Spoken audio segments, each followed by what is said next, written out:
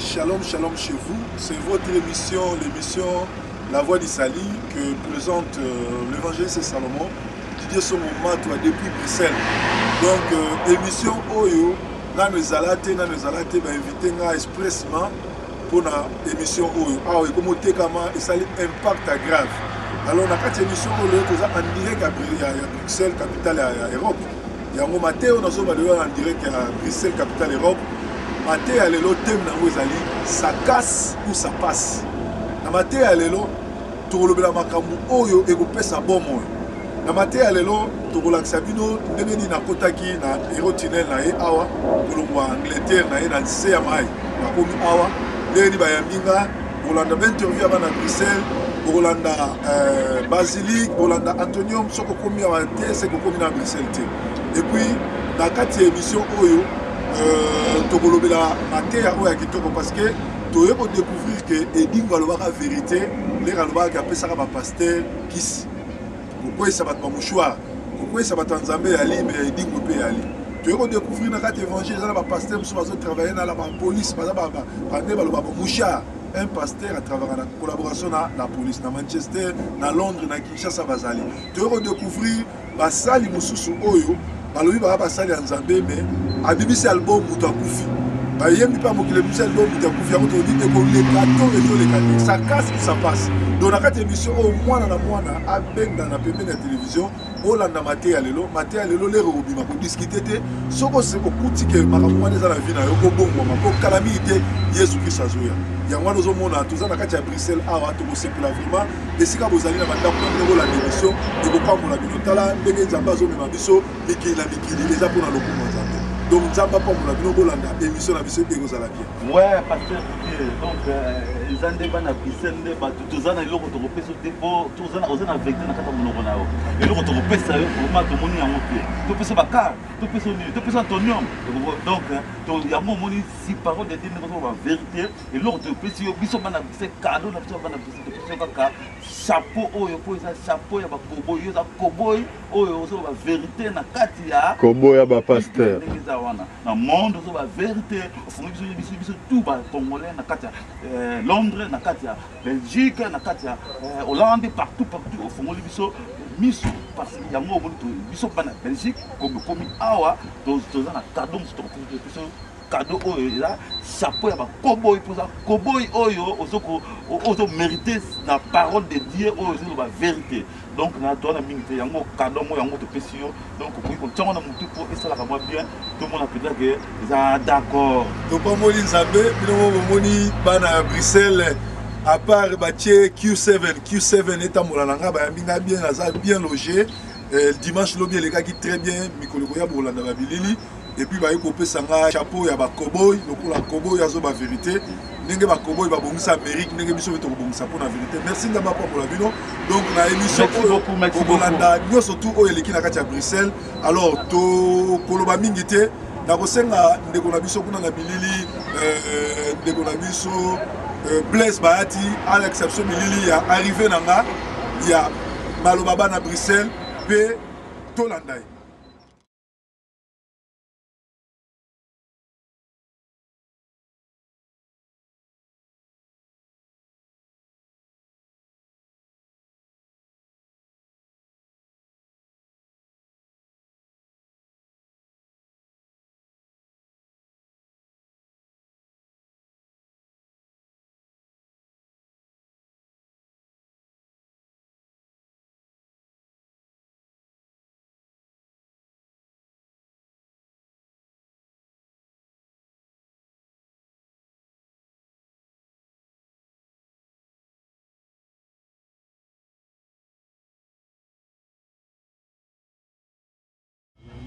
sortir de l'Hérault Tunnel.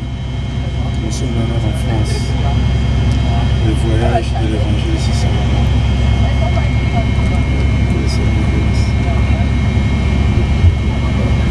C'est merveilleux d'être dans les Seigneurs. Chez moi, ça sera à toi aussi.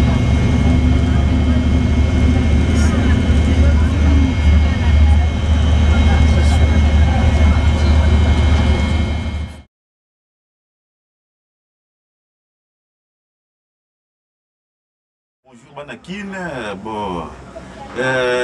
soyez les bienvenus pour la pasteur na biso outi London, azar on a kati Belgique, on a kati Bella Bella. Donc eza masolo oyo toujours sur la masolo oyo makambo église oyo eza sala ke lelo mokili ekoka kozala lelo à part nzambe mutu moko oyo akoyi susu kosala biso susu ba grâce azate yango moni pasteur alongwe Londres ti koto oyo na kati Bella Bella awa ayi koloba bon ngai komona ngai d'abord Gabi Moshobo na njili bon na pisi na bana njili nyonso mbote à part ça donc toujours le vraiment les campo toujours le mingi pendant pour na émission il y a la voix du sali il y a on démonte ça là que donc il la vérité na kati ya monde tout le bien les campo na et bandi ya ba pasteur parce que ba pasteur bazako sala ba makambo oyo ezalaka te même à la poto même binokuna na Congo entre temps toujours luka vérité oyo ezako bimisa tena que mutu akoka kozala na alanda la voix ya bien mais sikoyo ba pasteur ba koma misusu ya mabe misusu ya malamu baza awa baza misusu oyo ya malamu bazo bongisa bazo kolendisa bandeko bandimina bango à partir ya ba mitema ils ont changé mais ba oyo ba faux pasteur bango ba baza toujours baza ko semer côté mbongo côté ba richesse côté ba biloko ba tout donc toujours wana izaka azosala niti escroquerie ya moto toujours belango pena tout le bibena ke donc ba pasteur nyonso tout oyo baza na kati ya Congo bako ko sala ke bana Congo bako ko yoka liloba bako ko lenda iloba po bako mboka na biso eko ko sala bien à part ça vraiment donc moni pasteur Didier Awuti Londres aye tina kati ya Belgique awa côté ya biso afongoli biso miso apesi biso ba vérité ni surtout et si mutu nisto asi ko comprendre que donc il y a des faux pasteurs na ba faux pasteurs donc wana donc nazo ko pesa bino banakini ba mbote ba bisous à trop parce que pasteur Didier yende mutu aye pour fongola biso miso awa donc esali biso ba bien pour mokili bino pe kuna na kati ya Congo boko koluka suko batu o pasteur o ya bien oyo ba ko fongola bino miso pour Congo et ko kozala bien bon apesi ba bisous à trop na bana njili surtout Congo Mobimba surtout na vient na Podi Polar avec Gabi Anyara donc na suki wana na ba mère na biso banani donc tous les ba mère quoi donc na ami on baté c'est tout on a une ngai kombo na ngai Nestor na fandi a na Bruxelles na sepeli mingi d'abord ko pesa kopesa pasteur Didier oyo apesi ngai parole mpona loba na émission oyo na pesi mbote na pesi pe bana kini mususu mbote bana quartier na nga bisika na kola na Delvaux. Bon, nazali ko intervenir awa na mission oyo la voix du sali parce que awa bisika nga na fandi na Bruxelles donc na koki kokende gauche droite te ba pasteur ba faux pasteur ba leki mingi voire même ba pasteur oyo boza na problème yo na couple na yo okay ko mona pasteur parce que toyebi pasteur mutu oyo apesaka kimia toyebi pasteur mutu oyo abongisaka makambo bien soki yo na mwasi no boyoko yoka na te mais na église moko nazalaki pasteur mundimi akeyi ko mona pasteur parce que a moyen tanga kombo na ye ezalité moyen tanga kombo na ye ezalité pasteur bakeyi ko mona pasteur abomi libala ya batu pasteur sikoyo mwasi wana sikoyo akomi ko bimana pasteur yango wana awa soki to remarquer bien na Bruxelles batu mingi soki l'église ebele ko ekuta batu ba ozalate batu ba ozalate batu ba yoko kima l'église eleki mingi parce que makambu ya mabe mingi péché kutu nde au contraire ekoti na église péché au contraire pendant efandi siko na kati église makambo mabe ya trop surtout awa na Bruxelles mais na bamboka mususu na yebite menga na zali ko intervenir parce que awa na fandi na Bruxelles voir même ba pasteur mususu okomona pasteur na boîte na boîte de nuit okomona pasteur na makambo bakop moko ezanga tina et pourtant biso toyebi pasteur azali mutu moko ko s'occuper kaka uniquement pour na ba berger na ye pasteur akoki ko sala te pasteur akoki ko sala bakopa mike te mais toyebi ke 10 minutes yango nde mutu pasteur akoki ko liaka voir même soki na ke lisusu na ke plus loin komona ke ba pasteur akomi na ye ko sala bakopi ya ko pesa ka batu bandimi batekelaka ye diamba ye afandi parce que soka keyi ekobima mais na yebi ba pasteur wana nyonso mais moyen na loba awa komba mutu ezalité parce que toyebi ke monde o ezali dirigé soit ezaka na deux puissances soit nzambe soit satan nga yango wana na lobi na église na kendaka soki na moni pasteur oyo ayo kosala bakopa bongo jamais moyen na kende église wana kutu et la cour tout ça ko lobi na nga ke ba miracle yo kosala makuna parce que na yebi na nga pe ke satan pasala ka ba miracle Bible lobi na biso kutu n'ajoutez parfois à tout esprit mais il faut prouver les esprits mais tozali komona lisusu awa na nini na Bruxelles kaka nga nazali kolobela kaka Bruxelles parce que bamboka mususu na yebite nazali kolobela kaka na Bruxelles o nga na moni eyo kosalama na Bruxelles oyo yango nga nazali kolobela nazali kolobela lisusu na église na biso batu tokenda ke église pasteur bien que atei na ye biso tokoki kolanda o pasteur aza kosala te mais biso tokolanda oyo makomi ezali to se conformer na oyo liloba ezali koloba en plus nazali koloba lisusu mutu mo bino bana kini parce que batu misusu bauta akina bandai ko sambela makasi akomi awa na poto to ebite soki ba problème ni soki problème amukanda nde mutu sala ka bongo omona mutu bandai ko sambela makasi akomi awa tout d'un complètement soit akomi komela ba bank soit akomi mutu ya koteka ba drogue soit akomi mutu ya ba boîte de nuit akomi ya mutu soit ya koyiba na ba magasin soki pona pasi soki pona nini to yebite en plus tozali komona pe mutu mususu mutu moko yemba nzembu ke basi balata ba pantalon te mais awa to komi komona ye moko na église na ye basi ba komi ko lata ba pantalon to yebite soki a changer musicien wana yemba ke basi balata ba pantalon te mais ye moko na clip na ye to moni mwasi na ye alati pantalon na église na ye ba komi ko lata pantalon te en plus nzembo wana ayemba kango lisusu te to yebi soki a changer to yebite soki a changer position ou pas nzembo wango kombo nango confusion ye moko amikotisi sikoyo na confusion toyebi te sikoyo soko a changer position ou pas naza kosenga na epa bana kin bosambela mpo na biso baoyo tozali awa na Europe parce que awa nde mpenza bisika ezali siège ya diable bisika makambo mabebele mpenza nde etondi yango wana nazali kosenga na bino botika biso te na bapriere na bino nzambe apambola bino apambola mabota na bino bapasteur mpe oyo bazali kobondela mpo na bato tozali awa ndeti pasteur na biso awuti Londres pasteur Didier nzambe asunga yo na musala na yo ekende liboso parce que awa nde ba pasteur kako ba pasteur ya bien ba ko sala penza na solo bazali ya kotanga yango wana nzambe apambola bino apambola mission na bino tokozanga koloba te soki makambo ezali lokola tozana na numéro na bino to banda ko benga bino to banda ko pesa bino ba nini ba information auto zanango yango na nzamba pambola bino na pesi bino nyonso mbote na lingi bino rosa liboso na pesi bino nyonso mbote bana kin donc mama rose ndela nazela saki mwana bandal dans la banine 94 donc saki mwana muke kwa mesiko na koli déjà en plus donc la pesi bino nyonso bana bandalunga donc bino ndebo simi bandal surtout côté Chibangu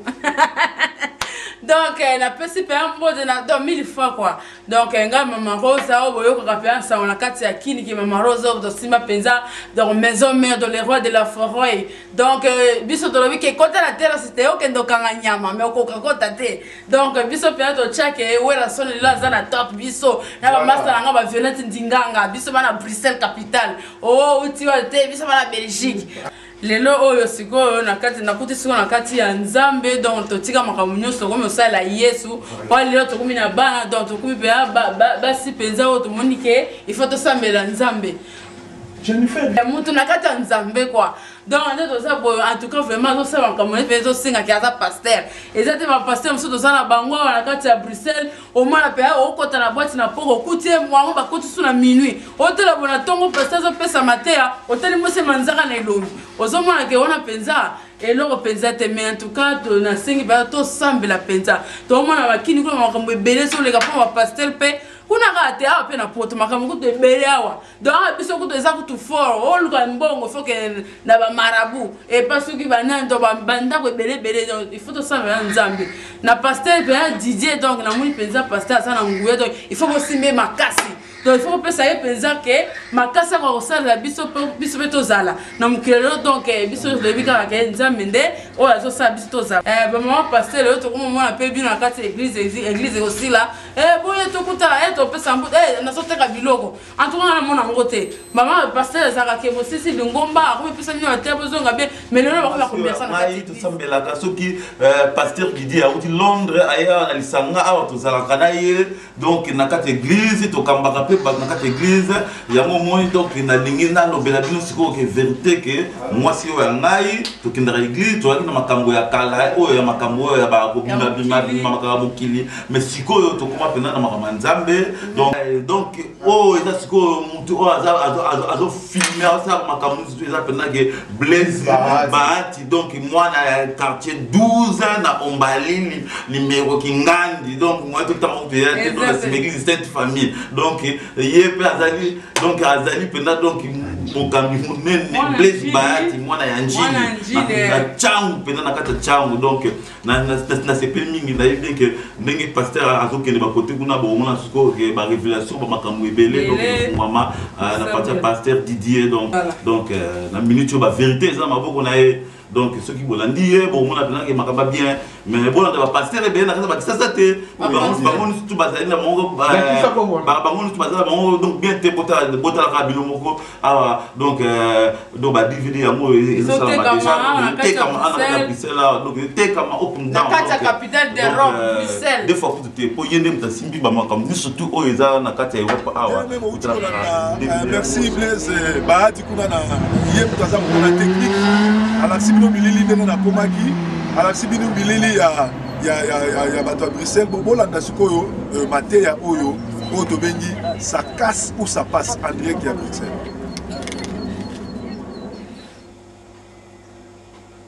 Ça casse ou ça passe. Donc l'émission de soir lelo toujours on a beaucoup plus sur Maramozo de Galélo l'église. Batebele bazobo évangéliste Salomon azambanga trop azogazé ba pasteur yena na pesi ordre à l'obéla ba pasteur. Bien aimé, dans la Bible, Paul avant na Jésus, Pierre avant na Jésus. Mais Paul a repris qui Paul a repris qui Pierre. Paul a mona Yesu na révélation,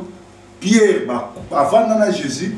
mais Paul oazaki mwana par rapport à Pierre oazak colonne église à reprendre. Allez-y comprendre. Donc on a 4 évangiles, tous en a 3 à reprendre, tous en a 3 à Pamela, tous en a 3 il y a Kogangela. Alors ça passe ou ça casse. L'émission de ça où est Bouki, où est Leki. Alors ce maramoto le Bouki yo fouka ma place au Ali Senga pardon. Alors Tolobi Paul à reprendre Timothée. Bah il n'est na biso, oh bah mimona ba intouchable. Ou que le na pese dingo raison. Et dingo ya lega na TV lobi ki tana ba pasteur ebele ba jonction likolo na ye pa na ye. Ba mouchoir a pese ba mo ko sabato. Botia ki temi. Le ko mona na. Ezana ba pasteur ya solo bazali, ba o bazana onction nzambe ba ali. Ezana ba misusu pe ba kenda pe dingwe, ba kende pa ba mandona, ba kende pa banganga. D'ailleurs, banganga nyoso to bazota sa maboko na zandu ba koma ba prophète boyebi ba. Alors tozotanga na titre 1 10 de l'Obiboy. Il y a en effet surtout parmi les circoncis beaucoup de gens rebelles, de vains discoureurs et de séducteurs auxquels il faut fermer la bouche. Ils bouleversent des familles entières, enseignant pour un gain honteux ce qu'on ne doit pas enseigner. Il y a na Kinshasa, na Paris, na Bruxelles, tout ça l'émission en direct à Bruxelles. Bolandaba na Bruxelles baroloba. Boyoka maramuzo le cas. Et ça na batu fu okanga bango munoko, okanga bango munoko exini. Ko boto la bango ministère. Et na émission na mission alelo, tolobi ça casse ou ça passe. Makambo belé zo le kalelo, batu baloki bango. Nga na zo yebisa bino za na ba pasteur musu baloki bango. eza ba ndimi musu ba loka bango eza ba yembi musu ba loka bango. Nzambe azo continue koloba Nzambe azali kobenda matoi peuple ndaza fanatique peuple alingi koyoka vérité te peuple alingi place à bavanti place à loyenge yango moni ba témoignage oyo bato bazo vivre bato bazo ba été atabino parce que sinon liwe koya tant liwe koya Nzambe osala nini Nzambe akoloba nazwaki temps ya koteya bino ya former bino lokola boyokaki te okende kopema na lifelo yali lola pe yali mais liloba Nzambe ezwaka po sauver liloba Nzambe ezwaka po teya liloba Nzambe ezwaka po ebikisa. Alors soki yo oyoki maloba ote omoni ke po bino ekomaso mutaloba vérité aza jaloux azali motema mabe tozala jaloux na nini boza na nini oboleki biso apa masumu na buzoba. Comment yo logoza pasteur obanda kobima na ba vierge en église? Comment yo logoza pasteur obima na basi mabala en église? Et bon yo pe maman moi c'est libala. Comment yo kende ko sambela? O kende pe na